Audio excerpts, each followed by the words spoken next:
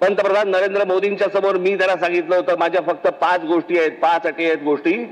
त्यातली एक पहिली, मराठीला अभिजात भाषेचा दर्जा तुम्ही द्या. दर्जा दिलाय, वर्ष झालं 1 रुपया नाही आलाय. म्हणजे गंमत बघा, एखाद्या भाषेला जर समजा अभिजात भाषेचा दर्जा द्यायचा असेल कमीत कमी 1400 वर्ष जुनी ती भाषा पाहिजे.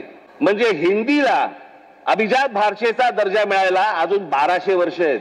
आणि ती भाषा तुम्ही आमच्या लहान मुलांवरती आणि आमच्यावरती लादणार. म्हणजे साधी गोष्ट आपण पकडूया की उत्तर प्रदेश, बिहार, मध्य प्रदेश, राजस्थान इथे हिंदी बोलली जाते. मग हे लोक उठतात आणि महाराष्ट्रामध्ये नोकरीसाठी काय येतात? जर हिंदी भाषेमुळे जर तुमचंच भलं झालं नसेल आणि तुमचीच राज्य मोठी झाली नसतील आणि तुम्हाला जर दुसऱ्या प्रदेशामध्ये जाऊन जर समजा तिकडे येऊन नोकऱ्या कराव्या लागत असतील, नोकऱ्या मागाव्या लागत असतील, गुजरात सारख्या राज्यामध्ये जाऊन तिकडे जर समजा तुम्हाला मार खावा लागत असेल, हिंदीने काय भलं केलं तुमचं? आणि त्या भाषेसाठी म्हणून महाराष्ट्राचा मुख्यमंत्री पेटलाय.